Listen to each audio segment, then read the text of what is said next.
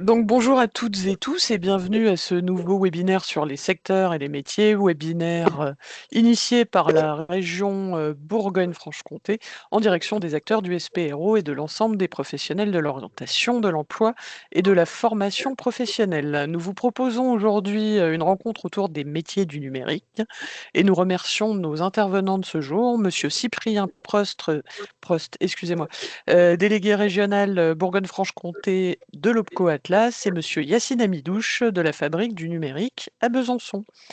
Au programme de ce webinaire, nous allons aborder les différents métiers du numérique, vous donner un panorama territorial sur l'économie et l'emploi en BFC et enfin des perspectives sur la fin. Donc avant de débuter, quelques indications. Je vous remercie d'éteindre vos micros. Vous pouvez, comme je vous le disais, poser vos questions dans le chat ou lever la main et nous vous donnerons la parole. Et je donne la parole à Yacine. Bonjour à tous. Moi, je vais diffuser le diaporama, donc je ne verrai probablement pas les mains se lever ou les messages arriver. Si vous envoyez arriver, je vous laisserai m'interpeller. Je m'en chargerai. Super, merci Caroline. Je vais peut-être commencer par me présenter. Donc, je m'appelle Yacine Amidou, je suis en charge de la Fabrique numérique Besançon. C'est une association qui regroupe des acteurs du numérique sur le territoire de Grand Besançon. On fait de l'accompagnement d'entreprises, donc on accompagne des porteurs de projets, mais également des entreprises existantes, des entreprises du numérique. On travaille aussi sur des sujets de promotion des métiers du numérique. On organise des ateliers pour les 11-17 pour qu'ils puissent développer des compétences. Et on accompagne aussi le territoire dans sa stratégie filière numérique. Alors, quand je parle du territoire, je parle du Grand Besançon. Donc, avec l'arrivée prochaine d'un futur bâtiment qui s'appelle le numérique, qui sera un lieu pour héberger des entreprises, mais héberger également des sujets de digitalisation d'entreprises ou de médiation numérique. Cyprien, je te laisse peut-être te présenter aussi avant que j'enchaîne avec l'intro. Si tu veux. Donc, Cyprien Pro, délégué régional de l'OPCO Atlas. Donc, l'OPCO Atlas, qui est l'opérateur de compétences des métiers de 14 branches, donc banque, assurance, finance, expertise comptable, commissariat aux comptes, et puis tout ce qui a trait à la grosse branche des bureaux d'études, à l'intérieur de laquelle on trouve les bureaux d'études d'ingénierie, mais surtout les bureaux d'études du numérique. Donc, à savoir toutes les entreprises du numérique. Donc, l'OPCO accompagne les entreprises sur plusieurs champs. Le champ emploi-formation, donc conseil aux entreprises. Et puis, on a une mission importante qui nous réunit ici aujourd'hui de promotion des métiers de nos branches et donc de promotion des métiers du numérique en l'occurrence. Donc, on va passer une demi-heure ensemble sur les sujets des métiers du numérique en Bourgogne-Franche-Comté. Donc, peut-être rapidement en avant-propos pour une petite note de contexte. Aujourd'hui, le numérique, je pense que vous l'avez compris, mais ça, c'est partie intégrante de notre quotidien, aussi bien sur des sujets d'équipement, de services, de plateformes, les réseaux sociaux. Ça irrigue l'ensemble des secteurs économiques, aussi bien l'industrie, la santé, commerce, l'administration, les services. Et c'est un véritable levier de performance, notamment dans l'industrie, qui est important pour notre territoire, qui est un territoire industriel. Donc, on a aujourd'hui à peu près 9 emplois sur 10 qui utilisent des outils numériques. La digitalisation de l'économie s'est fortement accélérée depuis la sortie de Covid. On l'a tous vécu, ne serait-ce que dans nos quotidiens. Et ça a été boosté en 2022 avec l'arrivée de l'IA générative.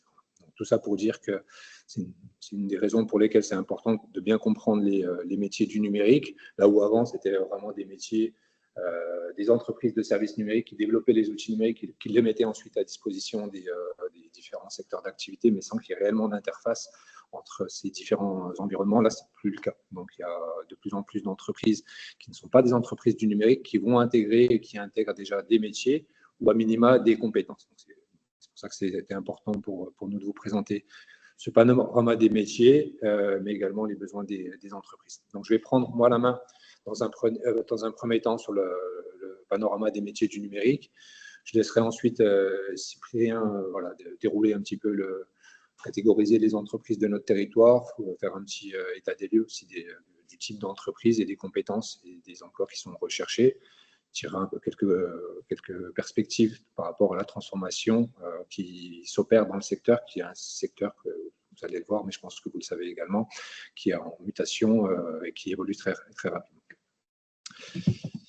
Donc, ce qu'il faut savoir, c'est qu'il y a environ 80 métiers numériques. Et j'aurais même tendance à dire qu'il y en a probablement un peu plus, parce que chaque métier a tendance un peu à se spécialiser. Alors moi, j'ai choisi de les trier dans 3 grandes catégories. La première, tournée plutôt autour de la dimension technique. La seconde sera plutôt sur des logiques d'interface entre l'humain et le digital. Et la dernière tournera plutôt autour des dimensions un peu on va dire marketing et puis fonction commerciale. Donc, le cœur des métiers du numérique, c'est les métiers techniques que vous connaissez pour la plupart. En tout cas, c'est ceux qui sont le plus connus. La première dimension, c'est tout ce qui va tourner autour du développement de solutions numériques, type applications, logiciels, sites web. Donc, c'est des personnes qui vont développer les solutions, qui vont ensuite les tester et qui vont ensuite les déployer. Donc, quand je parle de déploiement, c'est de la mise en fonctionnement. Donc là, je ne vais pas forcément beaucoup m'attarder sur le sujet. Si vous avez des questions, hein, bien sûr, vous pouvez m'interrompre. Les métiers qui sont un peu méconnus, c'est tous les métiers qui sont dans la logique de la data et de l'intelligence artificielle. Donc, il y a beaucoup de nouveaux métiers avec des noms qu'on ne connaît pas forcément, type data analyst, type data scientist. Alors, je vais essayer de vulgariser. Derrière tout ça, il y a des métiers de personnes qui construisent des bases de données, qui font de l'architecture de ces bases de données, qui font de l'analyse des bases de données, qui vont créer des modèles d'intelligence artificielle basés sur ces données, donc sur des modèles dits automatiques, donc qui vont utiliser des données qui sont structurées, ou qui vont créer des modèles d'intelligence artificielle sur des logiques d'apprentissage profond, donc sur des données qui ne sont pas structurées. Est-ce que quand je vous le présente de cette manière, est-ce que c'est clair pour vous? Vous voulez que j'ajuste certains sujets? Bah, ça semble clair, mais n'hésitez pas à interrompre Yacine, si, Oui, je trouve que vous vulgarisez vachement bien, donc très bien, on en va voilà, continuer. il y a du pouce qui se lève. Levez les pouces. Très bien.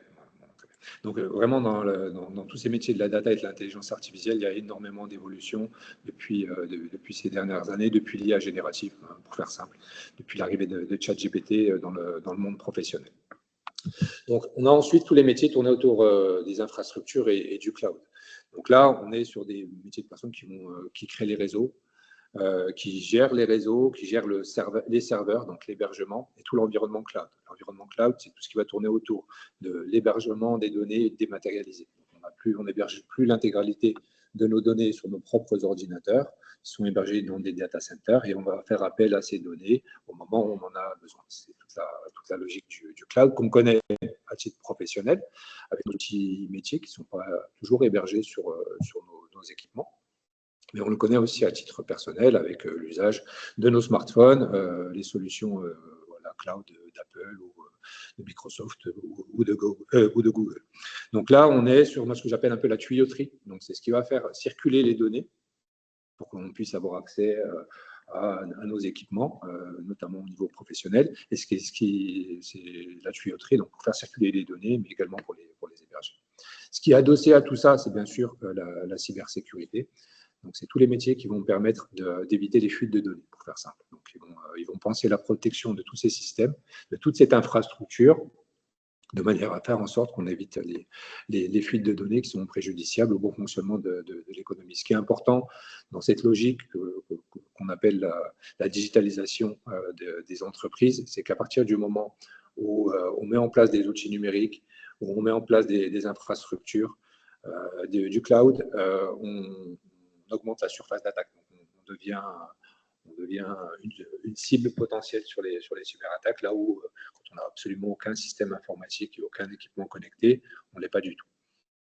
Donc, c'est vraiment important d'accompagner cette dimension cybersécurité quand on accompagne la digitalisation des entreprises et des métiers qui sont peut-être un petit peu plus connus sur tout ce qu'on va appeler la création des équipements, donc l'électronique, qui depuis certaines années, dans cette logique de la data, on va retrouver tous les systèmes embarqués, donc très importants dans tous les métiers, notamment de l'automobile. Aujourd'hui, hein, si on peut limiter un véhicule aujourd'hui, une voiture, c'est des systèmes électroniques, des systèmes électriques, c'est quasiment un smartphone avec des roues. Donc, c'est des métiers qui sont très recherchés dans le domaine de l'industrie et notamment dans le domaine de l'automobile. Donc, des métiers d'ingénieur en électronique. C'est les métiers qui sont le plus proches de l'industrie. Donc, sur les métiers du cœur technique, développement informatique, la data, l'IA, les infrastructures pour faire en sorte que les informations circulent, la cybersécurité pour faire en sorte que tout ça soit sécurisé, qu'on évite les fuites de données, et bien sûr tous les équipements électroniques et systèmes embarqués, l'IoT, donc ce sont les objets connectés, qui vont faire en sorte de capter de la donnée, alimenter les systèmes de data, alimenter la prise de décision grâce à l'intelligence artificielle, tout ça mis au service du développement des solutions. Donc, la deuxième dimension, elle tourne plutôt autour de l'interface et pilotage. Donc, le lien qui va se faire entre l'humain et les outils numériques. Donc, il y a tous les métiers dits de chefferie de projet.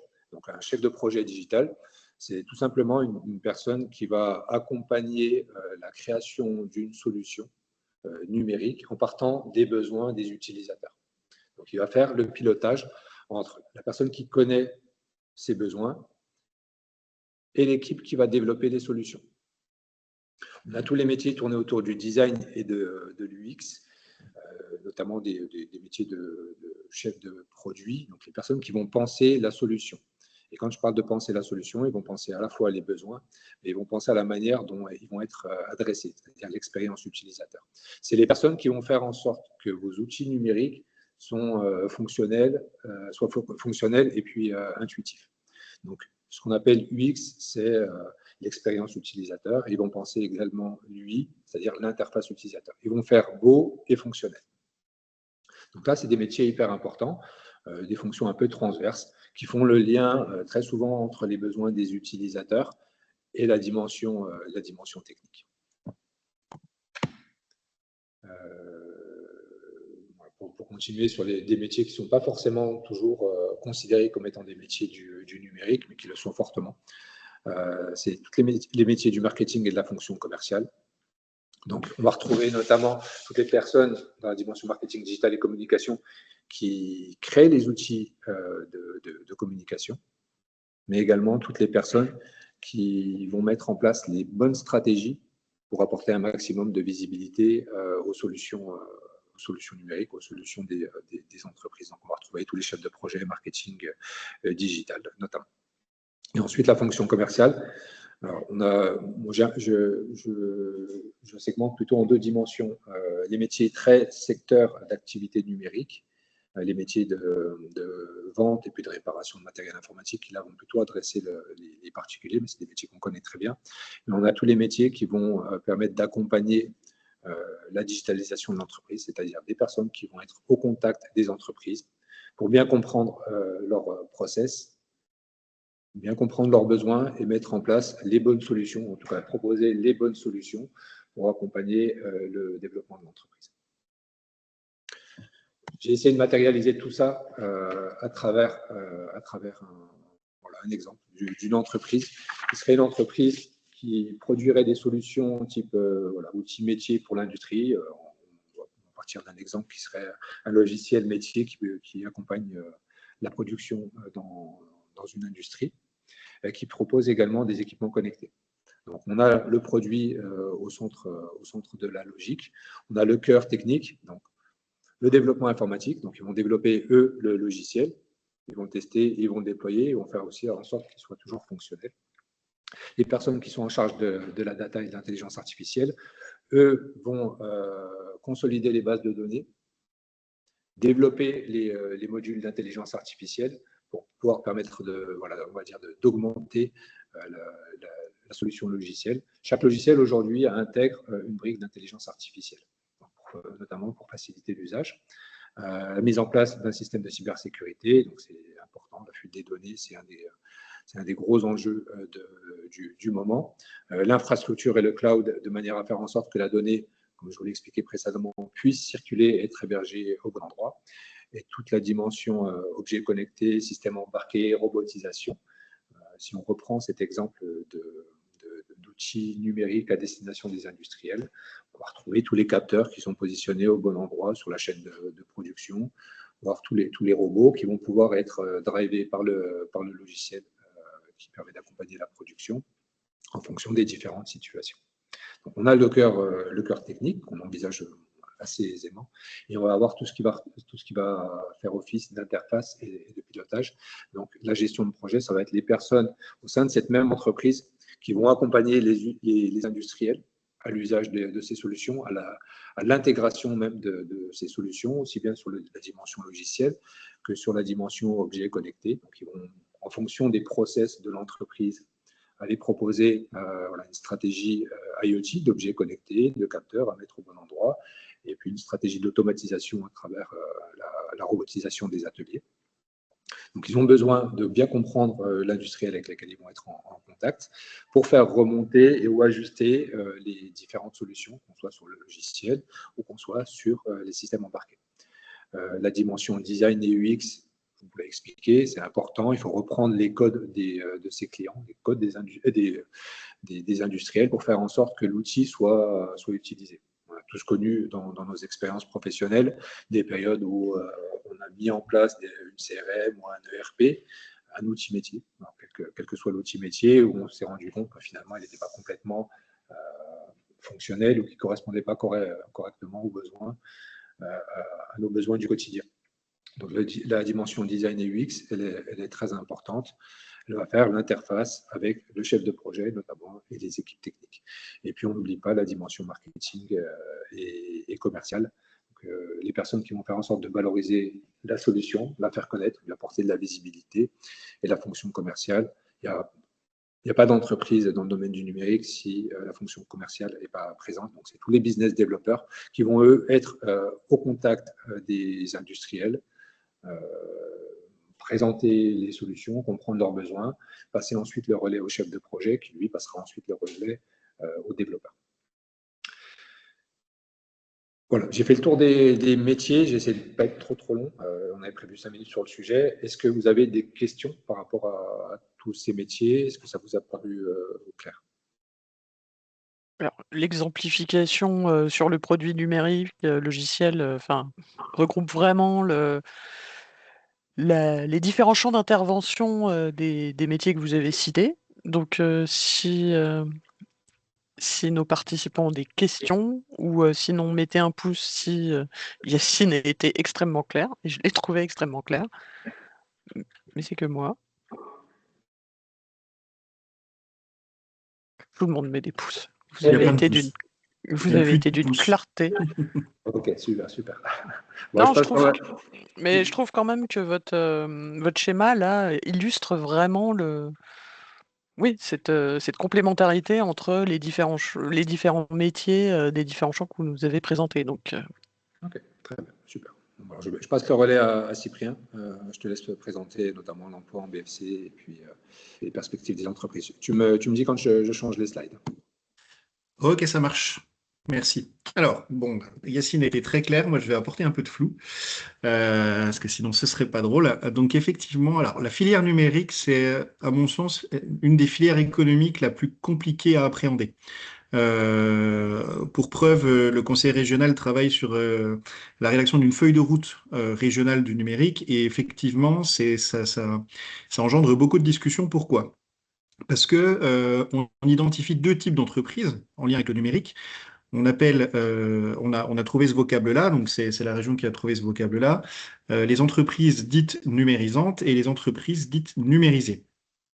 Donc, les numérisantes, ce sont les sociétés qui, sur ce que Yacine a présenté, travaillent justement sur les produits ou les services qui sont ensuite commercialisés auprès des autres filières, comme l'industrie, comme l'automobile par exemple, mais pas que.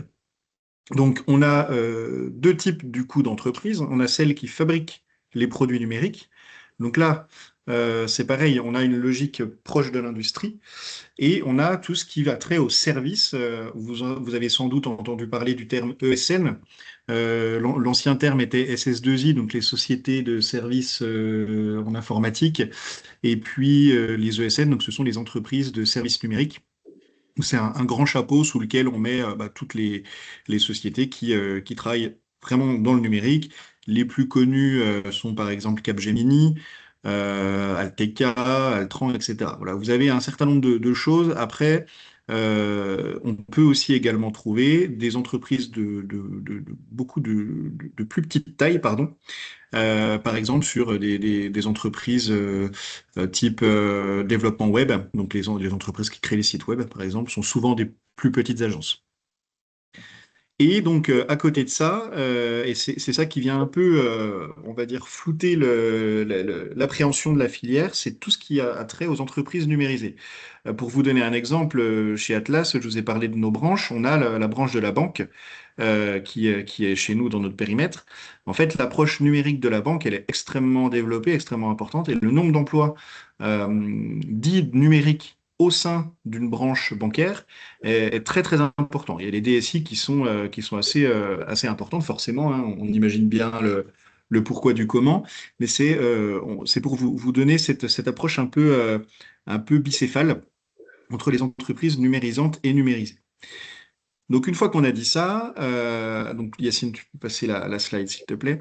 Une fois qu'on a dit ça, la Bourgogne-Franche-Comté du coup a pris ce parti d'avoir une approche un peu plus globale du numérique et d'appréhender cette filière aussi bien avec les entreprises numérisées que numérisantes. Donc, d'après une récente étude donc, du cabinet Catalyse qui avait été commandée par le Conseil régional, on arrive à un peu plus de 6200 établissements, donc, qui correspondent à 5800 entreprises, effectivement, parce on a certains groupes, et on approche les 20 000 emplois. Donc, c'est quand même assez important.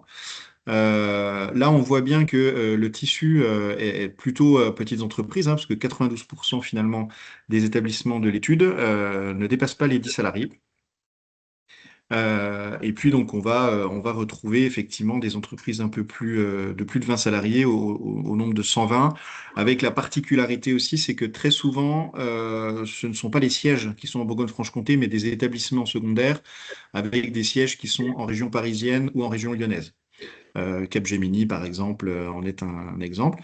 Mais on a quelques belles histoires. Par exemple, l'Atoll Conseil et Développement sur Dijon. Enfin, Gevrey-Chambertin, pour être exact. On va retrouver, alors il n'est pas dans la liste, mais on a Matawan, anciennement Ubi Transport de Mâcon, qui travaille sur plutôt les approches mobilité transport en commun.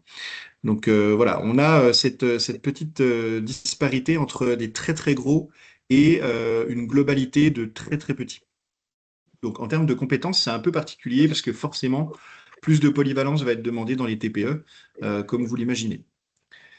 Donc sur la slide suivante, alors ça tombait bien puisque Atlas, à l'échelle nationale, a commandé une étude auprès du cabinet Q très récemment sur les métiers en tension, en transformation et en émergence. Voilà. Donc on a fait cette restitution il y a vraiment pas longtemps, donc c'est l'occasion de vous les présenter aussi. Donc là, vous avez les chiffres clés du secteur numérique au regard d'Atlas. Donc là, par contre, on ne compte pas les entreprises numérisées. Là, je vous parle vraiment des entreprises purement du numérique, donc les fameuses numérisantes. Alors, on a un dispatching qui est assez classique sur les branches d'Atlas. On a des emplois les entreprises sont très urbaines. Donc, il faudrait, si on voulait, par conscience statistique, on va dire, aller un peu plus dans la finesse des communautés de communes. Mais en fait, en réalité, l'emploi est très, très centré sur les pôles urbains, donc Dijon et sa métropole, Besançon et sa métropole, le Nord-Franche-Comté avec un pôle Numérica que vous connaissez peut-être, qui est assez développé, et puis on a tout le service à l'industrie. Et puis on a quelques établissements sur Lyon, pour une raison assez simple, c'est que Lyon est collé à Paris en fait, notamment dans le Nord, et donc on a un peu plus de porosité sur ce sujet-là. Donc voilà, je ne vais pas vous décrire les chiffres. Ce que je peux vous dire par contre qui n'apparaît pas là, c'est que la Bourgogne-Franche-Comté est une des régions les moins numérisées de France en termes d'entreprise et de poids économique.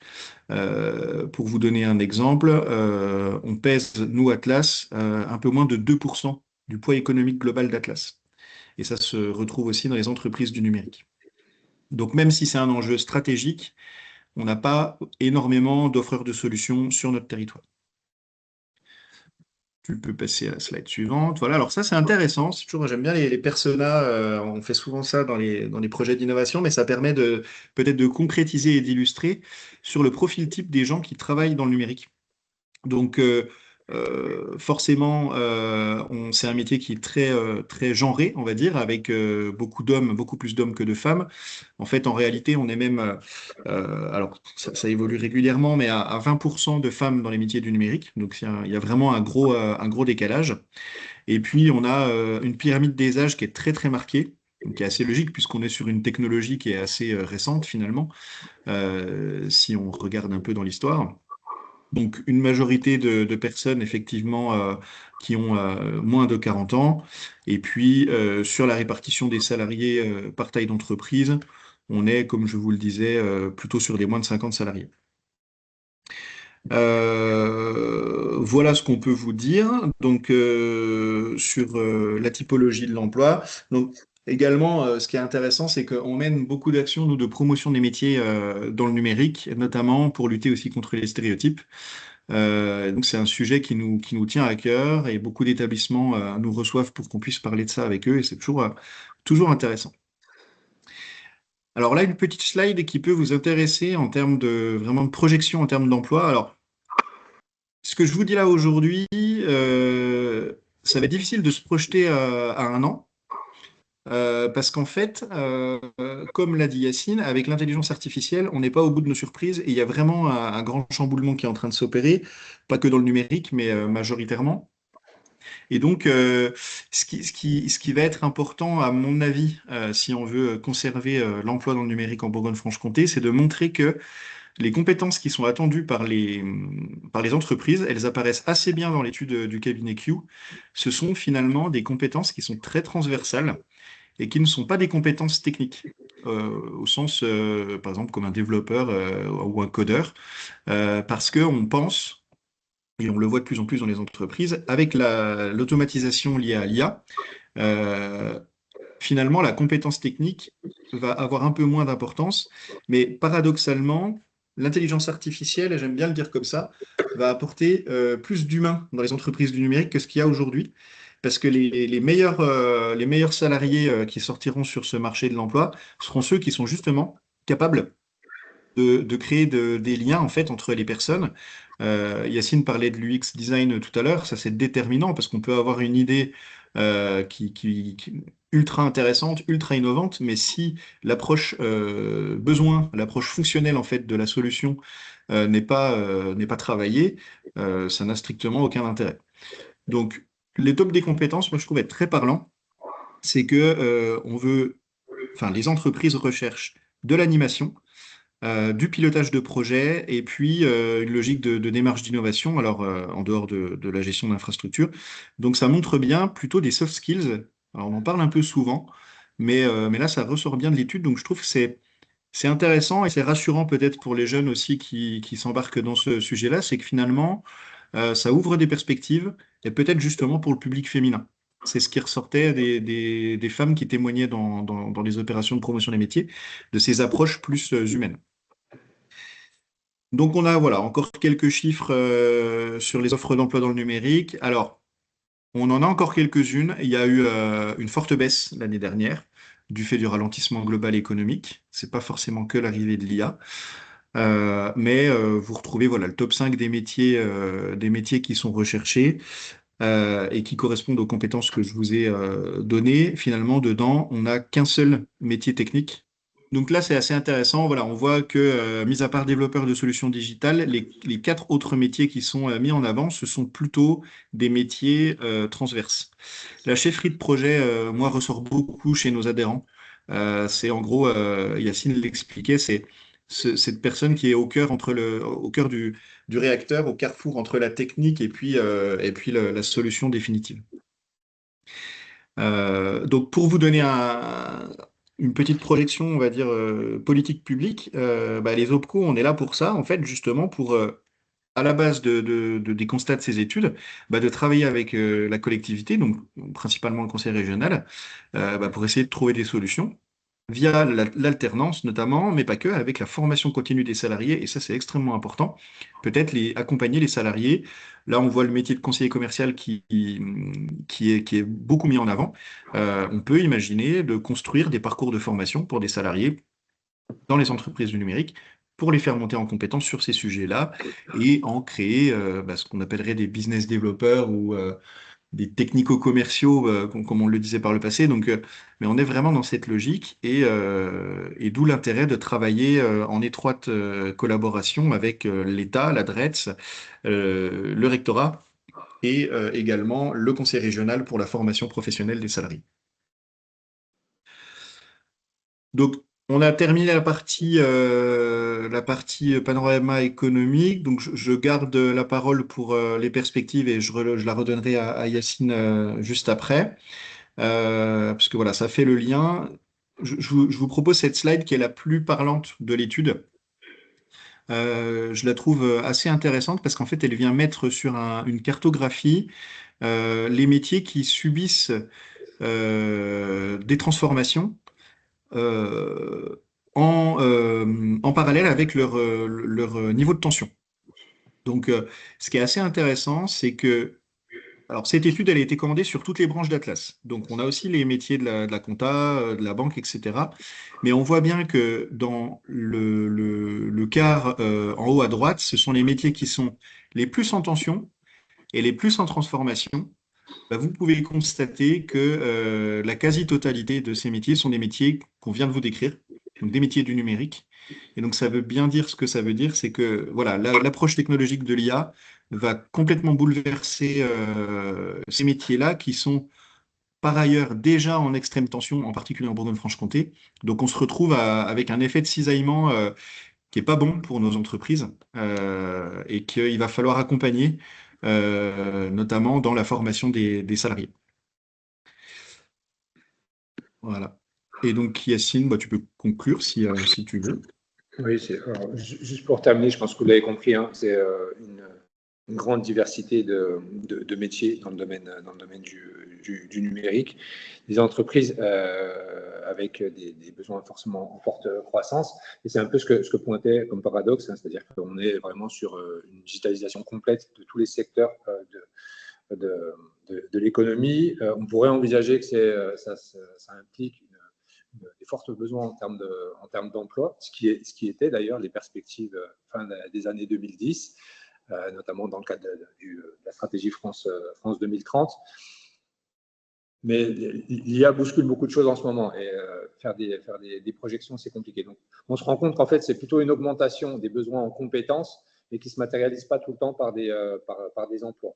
Et c'est cette période qui est un petit peu difficile. On voit même des entreprises qui, sur certains métiers, notamment des grandes entreprises numériques, on en avait parlé avec Cyprien tout récemment, une entreprise comme Klarna, qui est une fintech, une entreprise de la finance qui avait licencié en nombre des salariés à la relation client, pour finalement, en pensant qu'avec des agents IA, ils pouvaient traiter la relation client, et finalement, on réembauché les trois quarts de ces personnes.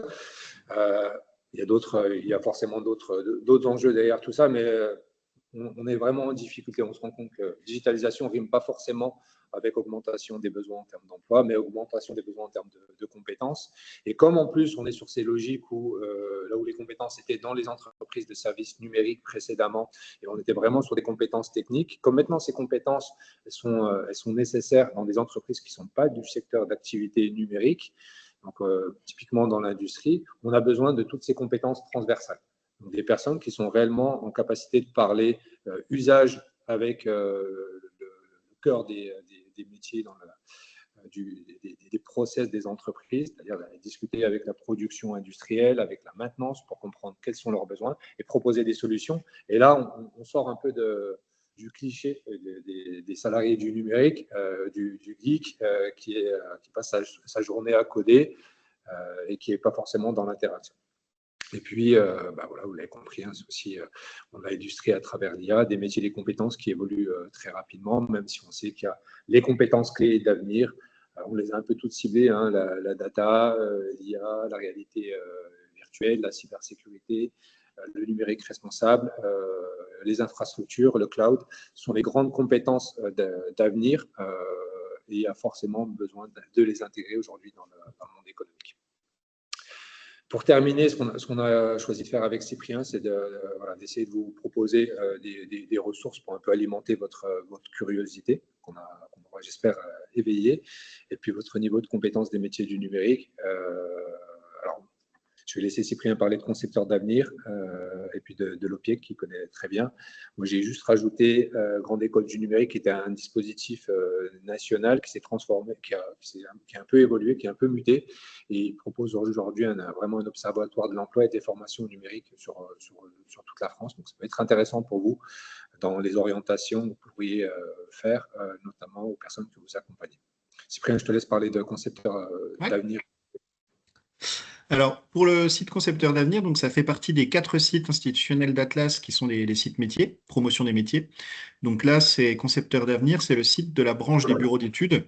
Donc il n'y a pas que le numérique, mais on trouve également l'ingénierie, les études, le conseil et l'événementiel. Mais en tout cas, dedans, vous avez des ressources en termes de témoignages, d'informations sur les métiers du numérique, des petits quiz pour se positionner pour les jeunes notamment. Donc, c'est un endroit, si vous avez besoin de ressources en tant qu'acteur de l'orientation sur les métiers du numérique, c'est là que vous avez un certain nombre de choses. Et puis l'OPIEC, plus professionnel pour le coup, là c'est l'observatoire, hein, comme l'AMFOR. C'est un observatoire de la branche. Donc encore une fois, on retrouve le numérique, l'ingénierie, le conseil et l'événement. Ça, c'est la branche pro des bureaux d'études. Donc le PIEC, comme tout observatoire, publie des études régulièrement sur l'emploi compétences. Et on travaille avec eux en tant qu'OPCO à l'étape d'après. Parce que les études, ça peut être compliqué, ça peut être dense, lourd. Donc on est en train d'essayer de travailler, grâce à l'intelligence artificielle d'ailleurs, sur comment les vulgariser un peu plus, comment transformer des recommandations d'études en plans d'action territoriaux. Et pour le coup, en BFC, moi, je fais partie d'un petit groupe de réflexion avec Atlas National pour justement transformer ces ressources en vrais plans d'action. Donc peut-être qu'on en entendra parler prochainement. Hop, je vais arrêter le partage du coup. Du coup, si vous avez des questions, moi j'en ai. Mais profitez-en, levez la main si vous voulez. Je sentais qu'Isabelle voulait poser une question à un moment ou écrivait, mais voilà. Vous avez dit à un moment que le poids du numérique était moins important en BFC. Est-ce que vous avez ou vous connaissez l'origine de ce moindre poids? En fait, c'est la Bourgogne-Franche-Comté est traditionnellement une terre d'industrie et une terre d'agriculture. Donc, il y a le poids de l'histoire. Et comme on le voit dans la slide sur la cartographie, les activités numériques, elles sont concentrées sur les zones urbaines. Donc, par extension, si on se remet à un focus national, du coup, on est hyper concentré sur les zones urbaines. Et donc, Paris, Lyon, Marseille. Alors, je pense que la logique, elle est à la base en termes d'infrastructure, c'est-à-dire que si on veut développer une entreprise du numérique, il faut qu'on ait de la bande passante, il faut qu'on ait de l'énergie, et donc, je vais la faire courte, mais la DSL, elle n'est pas arrivée en Bourgogne-Franche-Comté avant d'arriver dans les grandes villes. Donc ça, c'est un peu une des explications, c'est l'infrastructure qui est très coûteuse et qui est concentrée à la base sur les grandes villes. Ok, donc le déploiement de la fibre peut faire que ça pêche aussi Ouais, sur le c'est la même territoire. chose en fait, tout à fait. Ok. On a parlé des jeunes sur les compétences, mais il y a aussi les moins jeunes. Vous êtes un OPCO, vous employez, enfin, vous accompagnez les entreprises, mais quid des personnes en reconversion aussi, Ouais. qui viendraient d'un autre métier? Est-ce qu'il y a un accompagnement? Est-ce que par exemple, les entreprises mettent en place des dispositifs d'accompagnement à des personnes qui ne seraient pas issues Ouais. de ce secteur? Alors, Yacine aura certainement un avis intéressant aussi. Pour ce qui concerne l'OPCO, nous, c'est une vraie difficulté sur la reconversion parce que, en fait, un employeur du numérique, les compétences qu'il recherche, elles sont aujourd'hui encore plutôt pointues. Donc, avec un très haut niveau de qualification. Et donc, c'est pas forcément le plus simple pour une reconversion de repartir sur ces sujets-là. Donc, naturellement, l'entreprise numérique ne se tourne pas vers les demandeurs d'emploi. En gros, si on la fait simple, c'est très très compliqué parce que les attentes en termes de compétences, elles sont très élevées. Donc c'est un fait. Par contre, on aura peut-être des opportunités à l'avenir, à mon avis, avec ce qu'on vous a dit sur les soft skills et puis la gestion de projet, où là, ça peut être intéressant d'avoir des gens en reconversion parce qu'ils ont souvent une expérience. Et puis gérer des projets dans des environnements industriels, par exemple, c'est, à mon avis, une compétence intéressante à transférer dans une ESN. Donc aujourd'hui, c'est très compliqué, on n'y arrive pas, je vais être très clair, même dans les autres régions. Mais je ne désespère pas. Okay. Pour un peu illustrer ce que dit Cyprien, on a avec le concours de l'OPCO Atlas, on avait initié une démarche un peu tournée autour de la reconversion professionnelle, ciblant des publics de demandeurs d'emploi, donc en situation de handicap, avec l'objectif de les former à des compétences techniques. Et on s'est retrouvé typiquement dans cette situation-là. C'est que les entreprises, à partir du moment où elles recrutent moins, elles recrutent à plus haut niveau de qualification. Et forcément, ces profils en reconversion professionnelle, pour les amener à ce niveau-là, ça va nécessiter du temps et du financement. Voilà. Donc, il faudrait pouvoir amener des publics plutôt éloignés des métiers du numérique sur des parcours de formation de 3 à 4 ans pour les amener à un niveau de compétences suffisant pour qu'ils soient, on va dire, des cibles prioritaires pour les entreprises du numérique. Donc, c'est vrai que sur tout ce qui est compétences techniques, notamment sur les métiers que je présentais au démarrage, les métiers en lien avec le développement, les métiers en lien avec la data et l'IA, ça peut être un peu compliqué.